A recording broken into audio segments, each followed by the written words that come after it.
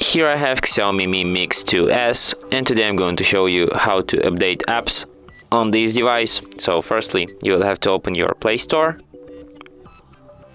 Then you have to tap here, go to the My Apps and Games, and here at this Updates Available section you can see all of your apps which could be updated. You can just update them one by one by tapping Update button next to the apps, or you can just tap Update All and update them all, but it could take some time, so do how you please. And that's it. Thanks for watching.